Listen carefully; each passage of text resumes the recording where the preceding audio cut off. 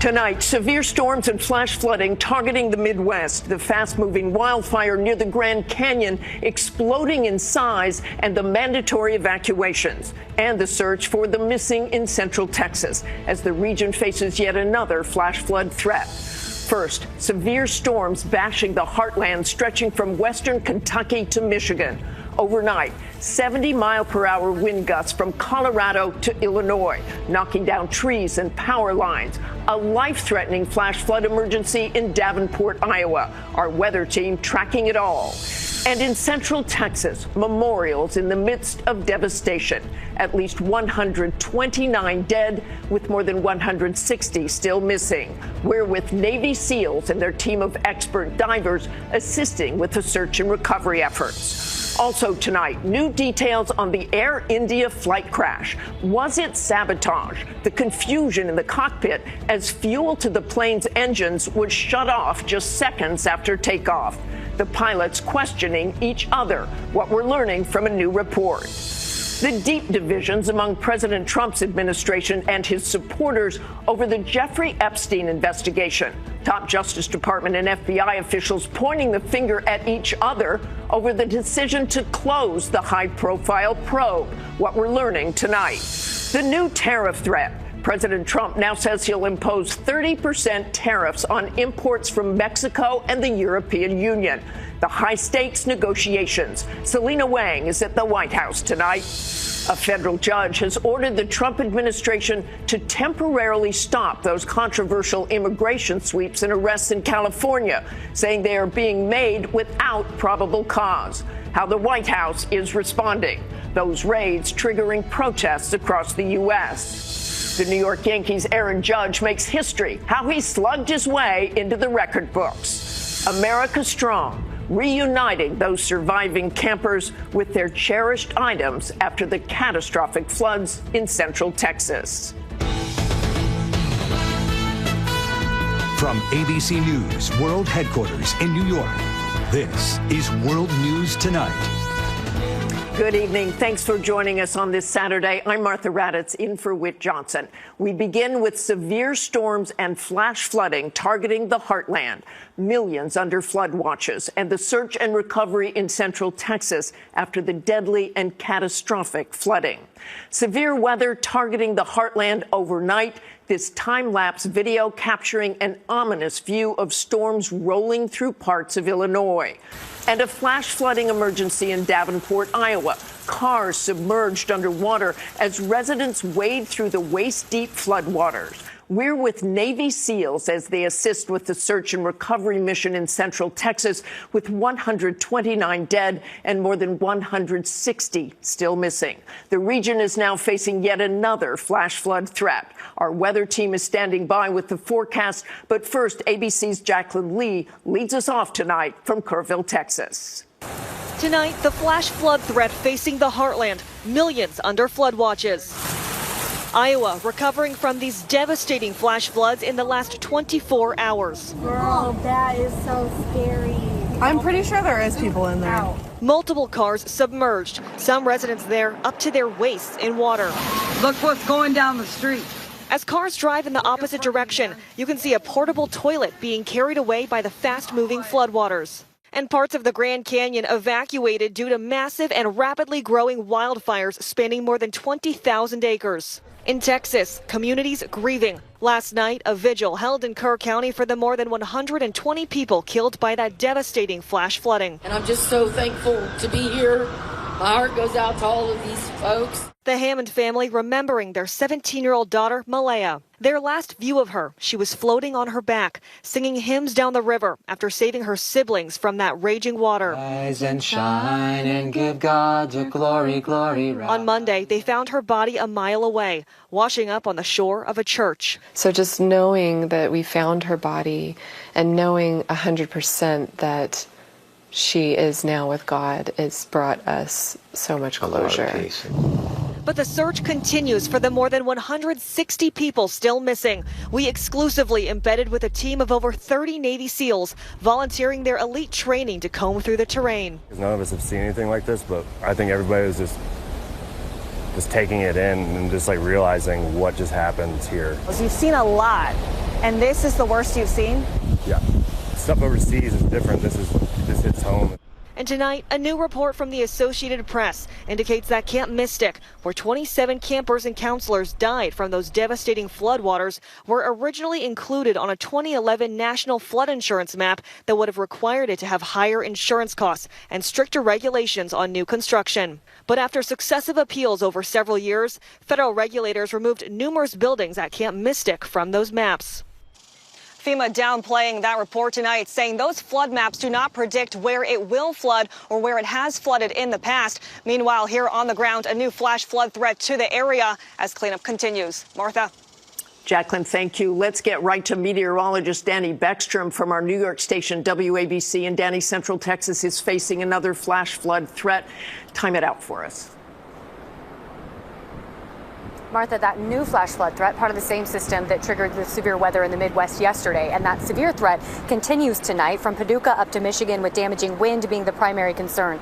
But back to the soaking in the southern plains, flood watches for much of Oklahoma and Texas as rounds of rain and storms sweep through this weekend. The heaviest rain focused north and west of the Texas Hill Country so far, but that changes tomorrow as downpours shift south, focusing the flooding on areas still cleaning up from last weekend. Meanwhile, in the west, it's hot and dry, fueling those wildfires, and now the heat builds north. A heat advisory in Portland on Sunday with highs in the mid-90s, and even the typically hot desert Southwest sees extreme heat heading into the work week near 112 in Vegas on Monday. Martha?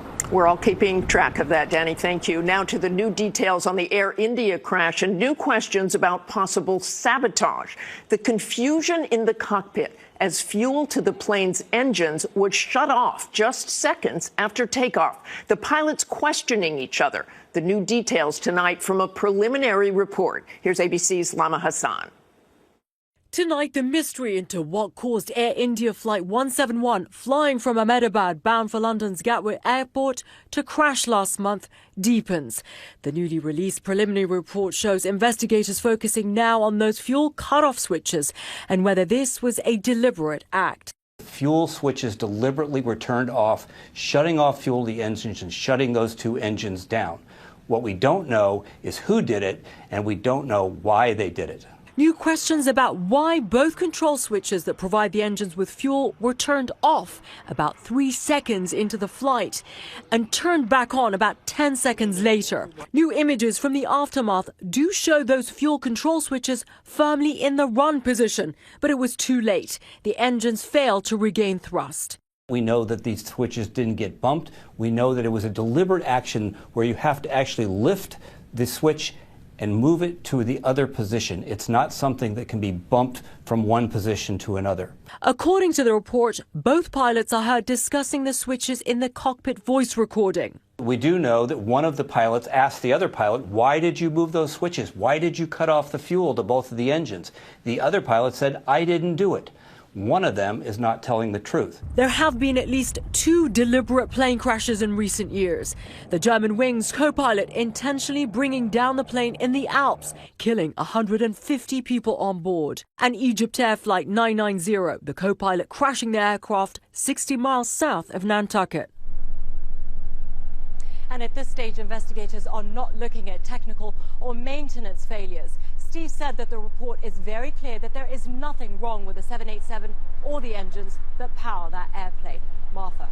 Lama, thank you. Deep divisions among President Trump's administration and his supporters over the Jeffrey Epstein investigation, with a reported spat between top Justice Department and FBI officials over the decision to close the high-profile probe. Here's ABC's senior White House correspondent, Selina Wang. Tonight, the extraordinary political crisis inside the White House. Top leadership at the Justice Department and FBI in turmoil, under fire over their handling of the investigation into sex offender Jeffrey Epstein. Trump's most loyal supporters erupting after the DOJ and FBI released a joint memo saying there is no client list.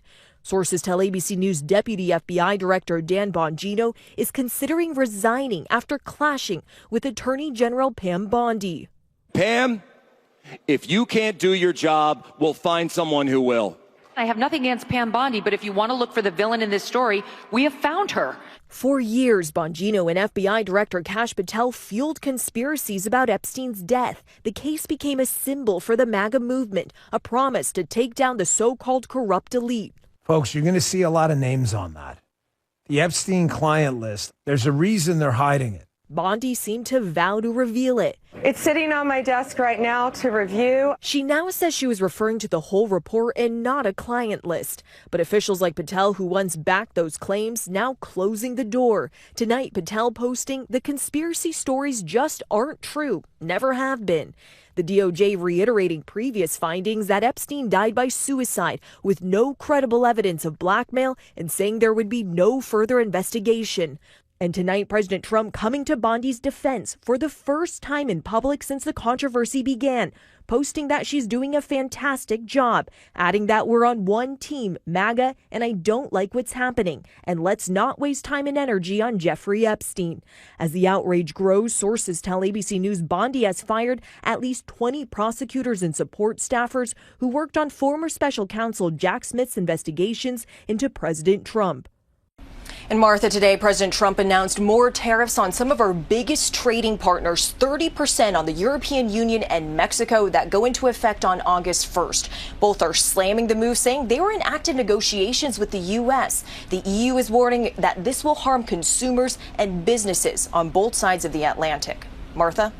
Thank you, Selina. And tune in to This Week tomorrow morning. Jonathan Karl speaks with National Economic Council Chair Kevin Hassett about President Trump's shifting strategy on tariffs.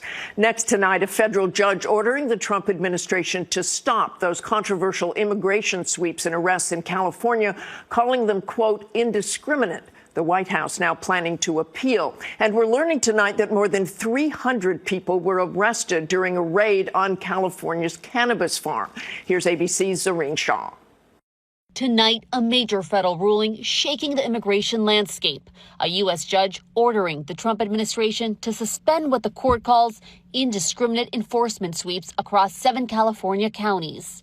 In a striking rebuke, the judge declared immigration agents cannot detain someone based on their race, spoken language, or job, emphasizing those in custody must not be denied legal counsel, and law enforcement must have reasonable suspicion that the person to be stopped is within the United States in violation of U.S. immigration law. We will be in compliance with all federal judges' orders, but what he said that we couldn't do is go out and target people based on other qualifications that he made up. We're going to continue to do our investigations on criminal activity and uphold the law. It comes as clashes at law enforcement operations have grown more violent. At a cannabis farm outside Los Angeles, video showing heavily armed agents deploying flash devices, workers seen scattering into nearby fields. And an urgent manhunt tonight after footage emerged showing a suspect allegedly opening fire on federal officers. The FBI ordering a $50,000 reward for their capture. President Trump taking to social media, calling demonstrators thugs and accusing them of launching rocks and bricks at ICE officers while they were moving down a roadway in their car. He vowed total authorization for ICE to protect itself and demanded that arrests begin immediately. And today, outrage in Florida as Democratic lawmakers descended on a controversial new immigration detention center deep in the Everglades, deemed Alligator Alcatraz. They say the harsh conditions are no accident. The cruelty is the point. I mean, it is brutally hot, as we can all see. There are insects everywhere. These are not conditions that you should ever put anyone in. And Martha, that California judge's ruling is temporary. A full hearing is set to take place in the coming days. Martha? Our thanks to you, Zareen. Now to the war in Ukraine and a massive attack by Russia. The overnight strike left at least 10 people dead. Ukraine's Air Force says Russia launched nearly 600 drones and dozens of missiles. Ukrainian President Zelensky is again urging the West to impose more sanctions on Moscow. President Trump has promised to deliver a major statement on Russia on Monday. Still ahead on World News this Saturday, new details on that Arkansas prison escape. The punishments handed out 2 months after a convicted killer went on the run. And a Pennsylvania town remembers the man killed the day a would-be assassin fired at Donald Trump. 2 Arkansas prison guards have been fired in the so-called Devil in the Ozarks escape. In May, convicted killer and former police chief Grant Hardin walked out of a prison wearing a fake law enforcement uniform. He was caught after 12 days. State officials say the incident has triggered a full review of prison security procedures. Today, a tribute to the firefighter killed during the assassination attempt last year of then-candidate Donald Trump. Butler, Pennsylvania, holding Corey's Cruise, a motorcycle ride honoring Corey Comparator. Tomorrow marks a year since he died shielding his family from gunfire at a Trump rally. This week, 6 Secret Service agents were suspended for what the agency called failures connected to the attack. When we come back, the Yankees' Aaron Judge rises in baseball's record books. To the index, a record-breaking blast for Aaron Judge. The New York Yankees right fielder slugged his 350th career home run this afternoon in a loss to the Chicago Cubs. It took Judge 1,088 games. That's the fastest in Major League history. He beat the old mark held by Mark McGwire by nearly 200 games. It was Judge's 35th homer of the season. When we come back, the soothing power of stuffed animals in the Texas Hill Country. Finally tonight, America Strong. Mothers come together to try to ease the pain after the Texas floods. It is a heartbreaking reminder of the young lives shattered. Amid the devastation from the July 4th flash floods, the children's cherished belongings. Soon after the waters receded, parents of those lost and those who survived began posting photos, pleading online for help finding their child's stuffed animals. That's when Libby Crawford, a mom from San Antonio, jumped into action, telling our affiliate KSAT, I have several friends that seemed like their daughter's trunks were gone, like everything gone. So anything we can do just to help. Creating a Facebook page she calls Camp Mystic Jellycat Reunion Group, named after a popular stuffed animal brand. I opened it up and I was like, oh my God, there's over 500 people in here now, like in 2 days. People began posting photos of stuffed animals found in the debris on the page. My 4-year-old and I spotted this morning in Kerrville in the floodwaters. Another post reads, "This guy was found on Sunday by the river. We would love to return him to his proper home." Libby determined to keep doing what she can to help ease the pain. If you can just give them one little piece of their childhood back and their innocence, let's try.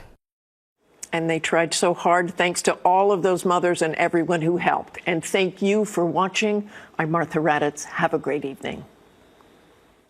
Thank you for making World News Tonight with David Muir, America's most watched newscast.